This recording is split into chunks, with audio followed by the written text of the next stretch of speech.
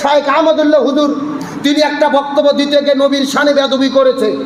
এই বেয়াদবির জন্য যদি ভুলের ক্ষমা না চায়, 48 ঘন্টার আলটিমেটাম দিয়েছে তাহিরি, যে 48 ঘন্টার মধ্যে যদি ভুলের ক্ষমা না চায় তার বিরুদ্ধে মামলা করা হবে। জোরেকন নাউজুবিল্লাহ। বাংলাদেশে কত ইসলামের বিরুদ্ধে নাস্তিক মুরতাদ বেঈমান কথা বলে, তাদের বিরুদ্ধে মামলা করতে যায় না। আমাদের দেশের মানুষের জন্য দুর্ভাগ্য, একজন আলেম আর একজন আলেমের বিরুদ্ধে মামলা করে। কথা বলেন না কেন? খুব ভালো করে বুঝবেন, বর্তমানে বিভ্রান্ত থেকে নিরসন হতে হবে। বিতর্কের শুরু কোথায়? শাইখ আহমদুল্লাহ হুজুরকে প্রশ্ন করা হয়েছিল আমাদের নবী কখন নবী হয়েছে। এক প্রশ্নের উত্তর দিতে গিয়ে শাইখ আহমদুল্লাহ হাফিজাহুল্লাহ হুজুর বলেছেন যে আমাদের নবী 40 বছর বয়সে নবুয়ত প্রাপ্ত হয়েছে। 40 বছর বয়সের আগে তিনি নবী ছিল না, 40 বছরের নবুয়ত পাওয়ার মাধ্যমে তিনি নবী হয়েছে। কিন্তু গিয়াসউদ্দিন তাহিরি সহ আহলে সুন্নাত ওয়াল জামাতের লোকজনের দাবি যে না, এই বক্তব্যের মাধ্যমে তিনি আমার নবীর শান এবং মানের সঙ্গে বেয়াদবি করেছে, তিনি কুফরি করেছে, এমনকি তাকে কাফের বলে ফতোয়া দিয়েছে। ক্ষমা না চাইলে তার বিরুদ্ধে মামলা করবে। নবী আমাদের কখন নবী হলো জানার দরকার আছে না নাই? গভীর মনোযোগ ভালো করে বুঝবেন। আমরা শাইখ আহমদুল্লাহ হুজুরের পক্ষে দালালি করতেও বসি নাই, গিয়াসউদ্দিন তাহিরির বিরোধিতা করতেও বসি নাই। আমরা মুসলমান হিসেবে নবী কখন নবী হলো আর নবুয়ত কখন প্রকাশ পেল আমাদের জানার দরকার আছে না নাই? গভীর মনোযোগ ভালো করে বোঝার চেষ্টা করবেন। তিরমিজি শরীফের 3609 নম্বর হাদিস, রাসূল করিম সাল্লাল্লাহু আলাইহি ওয়াসাল্লামকে জিজ্ঞেস করা হলেন, ইয়া রাসূলুল্লাহ সাল্লাল্লাহু আলাইহি ওয়াসাল্লাম, আপনি কখন নবী হয়েছেন, আপনি কখন নবী ছিলেন? রাসূল করিম সাল্লাল্লাহু আলাইহি ওয়াসাল্লাম তখন বলেন, হযরত আদম আলাইহিস সালামের দেহ ছিল এক জায়গায়, রূহ ছিল আরেক জায়গায়। আদম যখন গঠিত হয়নি তখন থেকেই আমি নবী ছিলাম। সুবহানাল্লাহ বলবেন না? আর একটু জোরে বলেন।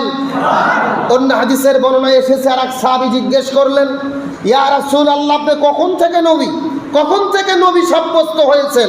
আপনি কখন থেকে নবী হয়েছেন, কখন থেকে নবী ছিলেন? রাসূল করিম সাল্লাল্লাহু আলাইহি ওয়াসাল্লাম বলেন, যেই সময় হযরত আদম আলাইহিস সালামের মাটির দেহ মাটির মধ্যে ঘষাঘষি খাচ্ছিল, মাটির মধ্যে পড়েছিল, ঠিক তখন থেকেই আমি নবী ছিলাম। আর একটু জোরে বলেন।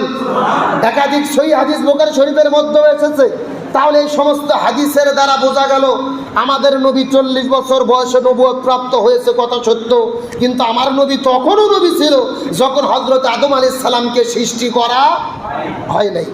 এখন বিতর্কিত তো কোন জায়গায়? হযরত আমার রাসূল করিম সাল্লাল্লাহু আলাইহি ওয়াসাল্লাম আদম আলাইহিস সালামের সৃষ্টির আগে নবী সাব্যস্ত হয়েছে। একটা কথা ভালো করে বুঝবেন, নবী সাব্যস্ত হওয়া আর নবী প্রকাশ পাওয়া, নবুয়তের ঘোষণা হওয়া এক জিনিস। একটা হলো সাব্যস্ত হওয়া, আর একটা হলো ঘোষণা হওয়া বা প্রকাশিত হওয়া। বিভ্রান্ত হবেন না, একটা উদাহরণ বুঝবেন। আপনারা যারা স্কুল কলেজ ভার্সিটিতে পড়াশোনা করেন, পরীক্ষা দেওয়ার পরে যখন স্যারেরা 1 সপ্তাহ পরে 15 দিন পরে খাতা কাটে, সেটা এসএসসি হোক, অনার্স হোক, মাস্টার্স হোক, স্যার যখন খাতা দেখে, খাতা কাটার পরে ফলাফল নির্ধারণ করার পরে যখন খাতার মধ্যে ফলাফল দেওয়া হয়, তখন ফলাফলটা কি হয়? নির্ধারিত হয়, কিন্তু ফলাফল প্রকাশ হয় না। কিন্তু ডিসেম্বরের 1 তারিখে, জানুয়ারির 1 তারিখে ফলাফল ঘোষণা হয়। স্কুলের সব ছাত্র স্কুলে যায় ফলাফল নেওয়ার জন্য। সেই সময় আপনার স্কুলের প্রধান শিক্ষক ফলাফল ঘোষণা করে। ফলাফল ঘোষণা করলো ডিসেম্বরের 1 তারিখ, কিন্তু ফলাফল কি 1 তারিখে নির্ধারিত হয়েছে না আরও 15 দিন আগে নির্ধারিত হয়েছে? ভালো করে বুঝবেন। 15 দিন আগে খাতা দেখা হয়েছে, খাতা মূল্যায়ন করা হয়েছে, কিন্তু 15 দিন আগে ফলাফল প্রকাশ করেনি। তার মানে বোঝা গেল আপনার পরীক্ষার ফলাফল 15 দিন আগে নির্ধারিত হয়েছে আর 1 তারিখে ঘোষণা বা প্রকাশিত হয়েছে। বিভ্রান্ত হওয়ার কিছু নেই।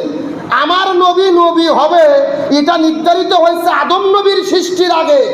আদম আলাইহিস সালাম যখন মাটিতে গড়াগড়ি খাচ্ছে তখন আমার নবী নবী হবে এটা নির্ধারিত হয়েছে, কিন্তু প্রকাশিত হয় নাই। প্রকাশিত হয়েছে আমার নবীর 40 বছর বয়সে। আমি যেই কথাটা বললাম, এখানে কি বিভ্রান্ত হওয়ার কোনো সুযোগ আছে? একটা হলো নির্ধারিত হওয়া, আর একটা হলো ঘোষণা হওয়া বা প্রকাশিত হওয়া। তাহলে এটা নিয়ে দলাদলি করার কি আছে? তর্ক বিতর্ক করার কি আছে? আমার প্রিয় ভাই মুফতি গিয়াসউদ্দিন তাহিরিকে বলবো, তার সঙ্গে আমার কথা হয়, নিজে ব্যক্তিগতভাবেও কথা বলেছি গত কয়েকদিন আগে, বিরোধিতা করার জন্য নয়। বিশেষ করে আমরা মাদ্রাসায় যারা পড়াশোনা করেছি ক্লাস 1 থেকে দাখিল পর্যন্ত এমন কোনো বছর নেই যেই বছরে পরীক্ষায় এই প্রশ্ন আসেনি যে নবী কত বছর বয়সে নবুয়ত পাইছে, এই প্রশ্ন আসেনি এমন কোনো বছর নাই। প্রত্যেক বছর এই প্রশ্ন এসেছে। এই প্রশ্নের উত্তর না লেখে আমিও পাশ করিনি, গিয়াসউদ্দিন তাইরি ভাই সেও পাশ করেনি। তো পরীক্ষায় পাশ করলেন যেই প্রশ্ন দিয়ে, সেই প্রশ্ন নিয়ে আপনি বিতর্ক করতেছেন কেন? আমার তো মনে হয় এখানে বিতর্কিত করার কিছু নাই। কথা কন না কেন? নবী 40 বছর বয়সে নবুয়তের ঘোষণা পাইছে, প্রকাশ পাইছে, নির্ধারিত হয়েছে আগে। তবে একটা কথা আমি পরিষ্কার বলতে চাই, শাইখ আহমদুল্লাহ হুজুর উত্তর দিতে গিয়ে তিনি বক্তৃতার এক পর্যায়ে বলেছেন 40 বছর আগে তো তিনি নবী ছিল না। এখন এই কথার অর্থ তিনি কি বুঝাইছে, এর ব্যাখ্যা কি আমি ভালো দিতে পারবো, তাহিরি ভালো দিতে পারবে, না শাইখ আহমদুল্লাহ হুজুর নিজেই ভালো দিতে পারবে? শাইখ আহমদুল্লাহ হুজুর যদি বলে 40 বছর আগে আমাদের নবী ছিল না, এর দ্বারা আমি বুঝাইছি নবীর নবুয়ত প্রকাশ পায়নি, তাহলে তার বক্তব্যতে বিন্দু মাত্র কোনো ভুল নাই। কিন্তু তিনি যদি বুঝাইতে চায় যে না, নবী একেবারেই নবী ছিল না, 40 বছরের আগে নবী ছিলই না, নবী নির্ধারিতও হয়নি, নবী মনোনীতও হয়নি, এমন বক্তব্য যদি দেয়, আমি বলবো সে ভুল দিয়েছে তা নয়, তার বক্তব্যের মধ্যে ত্রুটি বিচ্যুতি থাকতেই পারে। তার কারণ শাইখ আহমদুল্লাহ হুজুর উনি ফেরেশতা না, উনি নবীও না, উনি সাধারণ একজন মানুষ। কথা বলেন না কেন? তার বক্তব্যের মধ্যে যদি ভুল বোঝাবুঝি হয়ে থাকে, আমি কখনোই বিশ্বাস করি না যে শাইখ আহমদুল্লাহ হুজুরের চাইতে আমি বেশি বুঝি, তাইরই বেশি বোঝে, এটা মনে করি না। তার বক্তব্যের মধ্যে ত্রুটি বিচ্যুতি হয়ে যায়, আমি হাদিসকে তাকে ভুল ধরে দেব, তার ত্রুটি বিচ্যুতির কথা বলবো।